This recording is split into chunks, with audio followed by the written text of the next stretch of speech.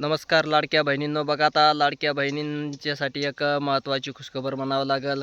कारण ज्या लाडक्या बहिणींचे हप्ते रोखलेले आहेत त्यांना हप्ता आला नाही. अशांना एक प्रश्न पडलेला होता की आता आपल्याला तर कुठं काय हे करावं, आपण कुठं क्लेम करावं, कुठं काय आपण कुणाकडं तक्रार करावं, ऐका नाही, कुठं जाऊन बघावं आपल्या हप्ता रोखलेला आहे, काय अडचण आलेली आहे हप्त्याला, मग तो कसा दुरुस्त करायचा, कोणाला विचारावं, आहे का नाही, असे काय झालेले होते. मग शेतसुविधा केंद्रावालेही सांगत होते की सध्या अद्याप काही अपडेट आलेलं नाही, काही ऑप्शन आलेलं नाही. असे सांगत असताना मग लाडक्या बहिणींना नोव्हेंबरचा, डिसेंबरचा, आता जानेवारीचाही हप्ता आलेला आहे, काहींना ऑक्टोबरचाही हप्ता पडलेला नाही. काही कारणास्तव काहींची KYC चुकलेली आहे, काहींचं व्हेरिफिकेशन होऊन ते पात्रता निकषमध्ये बसलेल्या नाहीत.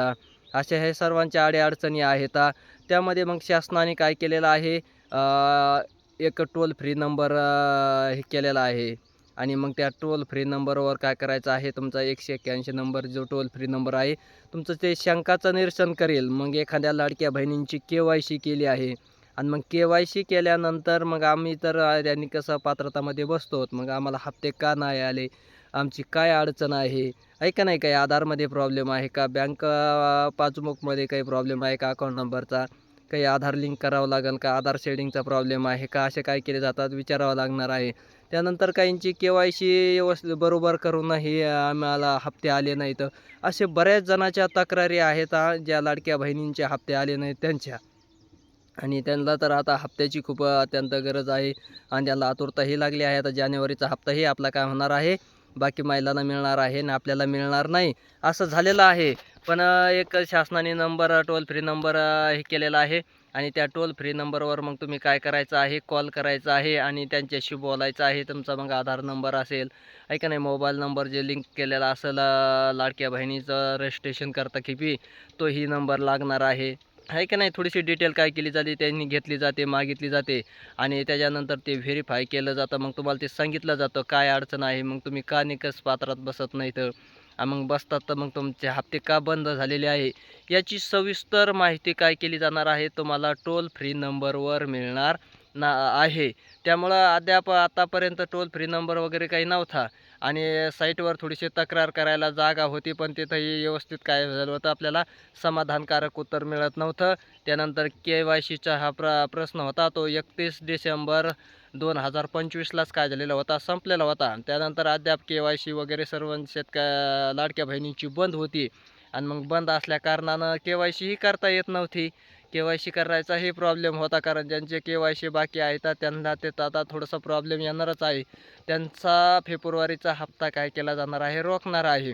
मग त्यांच्यासाठी काही नवीन ऑप्शन येतं आहे का, अद्याप तर काही आलं नाही. ह्या सगळं शंकाचं तुमचं निरीक्षण करण्यासाठी, माहिती घेण्यासाठी, ऐका नाही, समाधानकारक माहिती भेटते आणि त्यातून मग तुम्हाला काहीतरी सोल्युशन निघेल, हप्ता येईल, असं काय केलं जाईल. सर्व काही गोष्टी तुम्हाला सांगितल्या जातील. त्यासाठी तुम्ही काय करायचं आहे, ह्या टोल फ्री नंबरवर 181 नंबरवर काय करायचं आहे, कॉल करायचा आहे आणि तुमची जी अडचण आहे, लाडक्या बहिणीची जी अडचण आलेली आहे, ती अडचण सर्व काय करायची आहे, त्यांना सांगायची आहे आणि सांगून मग आपल्याला थोडीशी त्याची आपल्या अकाउंटविषयीची माहिती काय करायची आहे, मिळवायची आहे, घ्यायची आहे. आपण जर पात्रता निकषमध्ये बसत असेल तर आपले हप्ते परत काय होणार आहे, तर चालू होणार आहेत.